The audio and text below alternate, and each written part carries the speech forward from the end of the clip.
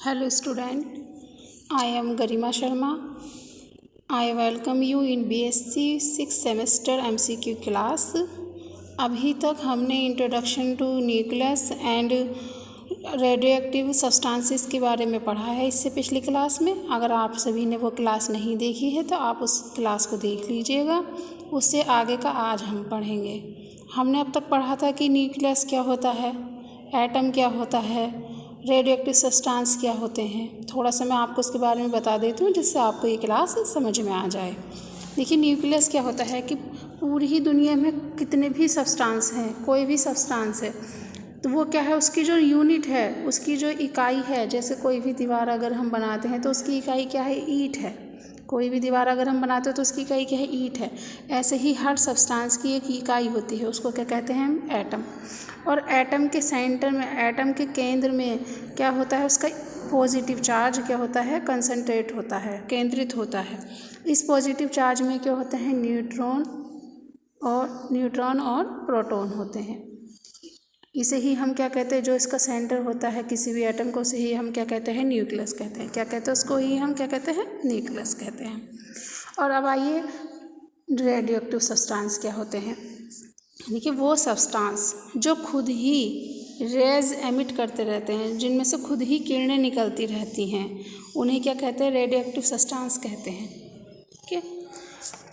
अब देखिए आपका क्वेश्चन है alpha rays are. Alpha rays क्या है। देखिए जो हीलियम होता है, हीलियम 1H2He4, हीलियम क्या होता है, 2He4 होता है। अब इसमें क्या होता है, जब क्या करता है, ये 2 इलेक्ट्रॉन एमिट कर देता है। हीलियम क्या करता है, 2 इलेक्ट्रॉन एमिट कर देता है, तो वही क्या होती है, अल्फा रेज होती है। वही क्या होती हैं, अल्फा रेज होती हैं। तो अल्फा रे क्या है, हीलियम न्यूक्लियाई। अल्फा रेज क्या है, हीलियम न्यूक्लियाई। नेक्स्ट क्वेश्चन है आपका, out of the following particles the one which is stable in free space is. तो देखिए कौन सा पार्टिकल जो है स्टेबल होता है, कौन सा पार्टिकल स्टेबल होता है, तो वो क्या होता है, इलेक्ट्रॉन। इलेक्ट्रॉन क्या होता है, स्टेबल होता है। आपका नेक्स्ट क्वेश्चन है, रेडियो एक्टिविटी ओकस ड्यू टू। जो रेडियो एक्टिविटी होती है वो किस वजह से होती है, मैंने अभी आपको बताया है कि वो सब्सटेंस जो खुद ही रेज एमिट करते रहते हैं। तो खुद ही रेज कैसे एमिट करेंगे, जब वो कब होंगे, अनस्टेबल होंगे, अस्थिर होंगे, स्टेबल नहीं होंगे, तो वो क्या करेंगे, रेस को एमिट करते रहेंगे। तो रेडियो एक्टिविटी किसकी वजह से होती है, अनस्टेबिलिटी की वजह से होती है। रेडियो एक्टिविटी किसकी वजह से होती है, अनस्टेबिलिटी की वजह से होती है। नेक्स्ट क्वेश्चन देखिए, नेक्स्ट क्वेश्चन है आपका, the rate of decay of radio active element. जो रेडियो एक्टिव सब्सटेंस है उसमें क्या होता है, डिके होता रहता है। डिके का मतलब क्या होता है, रेडियो एक्टिव सब्सटेंस क्या होता है, खुद ही ख़त्म होता रहता है। तो उसको जो ख़त्म होता रहता है वो कैसे ख़त्म होता है, तो वो क्या होता है, एकदम जल्दी से, decrease exponentially with time. Time के साथ साथ बहुत जल्दी जल्दी क्या होता है, वो ख़त्म होता रहता है, डिक्रीज एक्सपोनेंशियली विद टाइम। तो इसका क्या आंसर होगा, डिक्रीज एक्सपोनेंशियली विद टाइम। देखिए स्टूडेंट्स का क्या है, वो सोचते हैं कि इस सवाल क्या आएगा MJB रुहेलखंड यूनिवर्सिटी में जो इवन सेमेस्टर होते हैं, second semester, 4th semester, 6th semester, वो सभी कैसे होते हैं, MCQs आते हैं, उसमें मल्टीपल चॉइस क्वेश्चन आते हैं। तो स्टूडेंट्स सोचते हैं कि भाई इसमें तो MCQs है, पढ़ने की क्या है। लेकिन बेटा MCQs जो होते हैं आपके डेस्क्रिप्टिव पेपर से भी ज़्यादा टफ होते हैं। इसमें क्या होता है, ये तो आपका सही होगा आंसर, यह गलत ही होगा। डेस्क्रिप्टिव में तो क्या है, अगर आप कुछ लिखोगे तो थोड़ा भी सही है तो उस पर मार्क्स ज़रूर मिलेंगे, लेकिन इसमें ये तो गलत है आपका, ये सही है। और इसमें क्या होता है, बिल्कुल कंसेप्चुअल क्वेश्चन आते हैं। अगर आपकी थ्योरी आपने अच्छे से पढ़ी हुई है, आपके कंसेप्ट्स क्लियर हैं, तभी आप MCQs कर पाओगे। तो इसमें तो और भी ज़्यादा पढ़ने की ज़रूरत होती है डेस्क्रिप्टिव पेपर से। अब बच्चा इस बात को समझ ही नहीं पाता है, बस उसको तो ये है कि MCQs आएंगे, टिक लगा के आ जाएंगे हम, ठीक है ना। तो आप लोग अपनी पढ़ाई पर ध्यान दीजिएगा। अब देखिए नेक्स्ट क्वेश्चन क्या है, which of the following is a mode of radio active decay. तो हमें पता है जब रेडियो एक्टिव डिके होता है तो उसमें से कौन कौन सी रेज निकलती हैं, अल्फा रेज निकलती हैं, बीटा रेज निकलती हैं, गामा रेज निकलती हैं। तो इसमें रेडियो एक्टिव डिके में क्या निकलते हैं, अल्फा रेज। अगर आपके ऑप्शन में आया है तो बीटा रेज करना, गामा आएगा तो गामा रेज करना। तो क्या होता है, रेडियो एक्टिव डिके में क्या निकलती है, अल्फा रेज निकलती है, बीटा रेज निकलती है और गामा रेज निकलती हैं।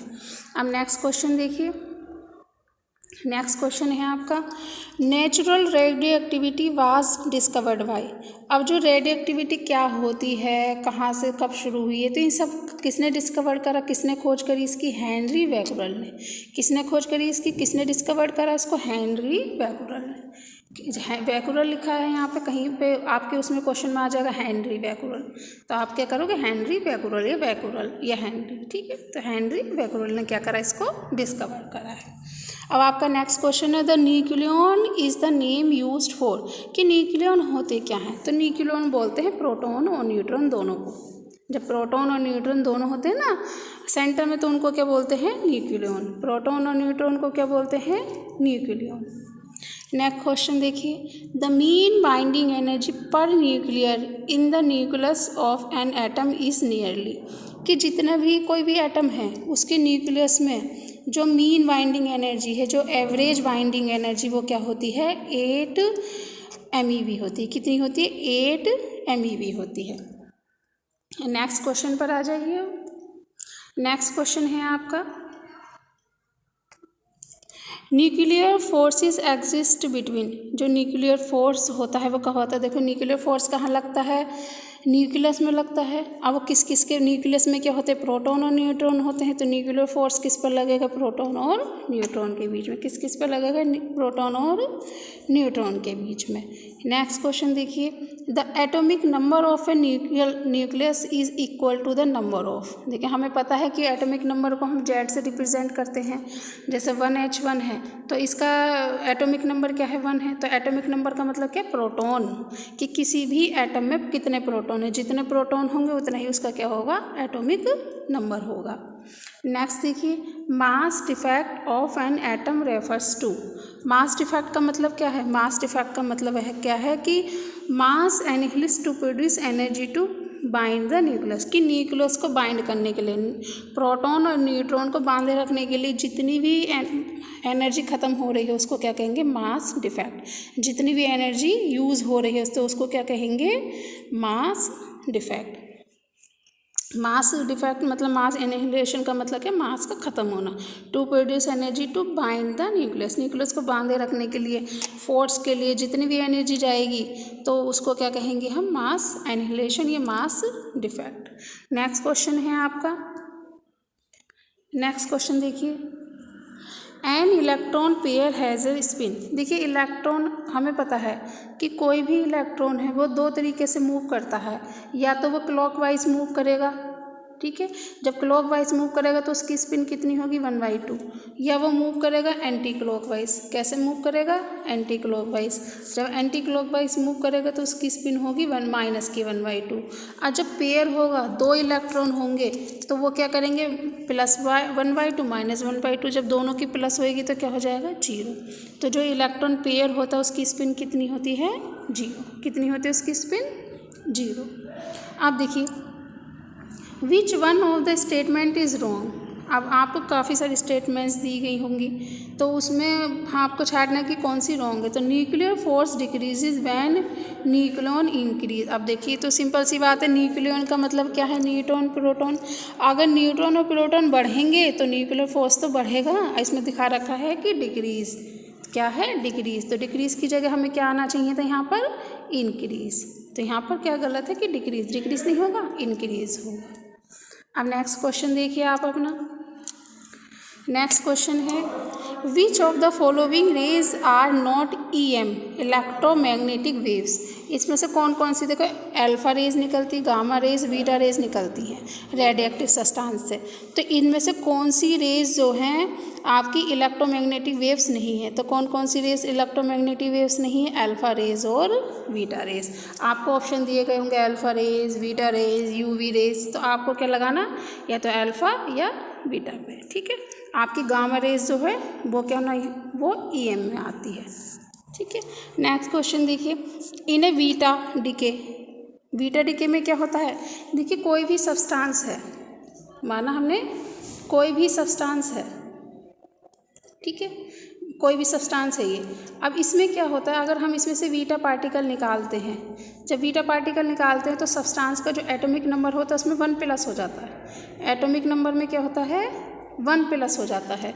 तो और जो इसका एटॉमिक वेट होता है वो ऐसे की ऐसा रहता है। तो इसमें भी यही दिया गया है। In beta particle decay the daughter nucleus has 1 proton more. ये डॉटर न्यूक्लियस है, इसमें क्या होता है, एक प्रोटॉन ज़्यादा होता है। किससे? जो इसका फादर न्यूक्लियस है उसके प्रोटॉन से, क्योंकि जब बीटा डीके होता है तो जो एटॉमिक नंबर होता है उसमें 1 प्लस हो जाता है। समझ में आ गया होगा सभी को कि जब बीटा डीके होता है तो जो डॉटर न्यूक्लियस होता है जो हमें बाद में मिलता है एटम, उसमें क्या होता है, उसके एटॉमिक नंबर में 1 प्लस हो जाता है। ओके, नेक्स्ट देखिए, नेक्स्ट क्वेश्चन है due to annihilation of electron and anti electron energy release. देखिए इलेक्ट्रॉन है, एक इलेक्ट्रॉन होता है, ठीक है ना, एक पॉजिट्रॉन होता है, मतलब इलेक्ट्रॉन का अपोजिट। जब ये क्या करते हैं, आपस में टकराते हैं, जब कोई भी एटम टकराएंगे, कोई भी पार्टिकल्स टकराएंगे तो क्या होती है, एनर्जी प्रोड्यूस होती है। तो जब इलेक्ट्रॉन और एंटी इलेक्ट्रॉन आपस में टकराते तो कितनी एनर्जी प्रोड्यूस होती है, 1.02 MeV की। कितनी एनर्जी प्रोड्यूस होती है, 1.02 MeV।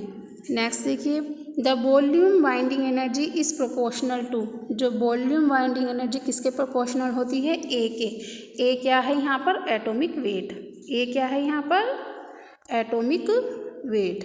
ए क्या है, एटॉमिक वेट, ठीक है।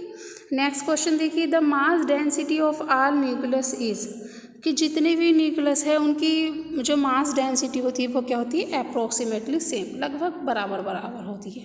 क्या होती है, लगभग बराबर बराबर होती है। देखिए आज की क्लास में बस इतना ही है। मैं सभी स्टूडेंट से ये कहना चाहूँगी कि वो अपनी पढ़ाई को सीरियसली लें और अपनी तैयारी करते रहें, और जो ये पढ़ाया गया है इसके नोट्स मेंटेन करें। Thank you.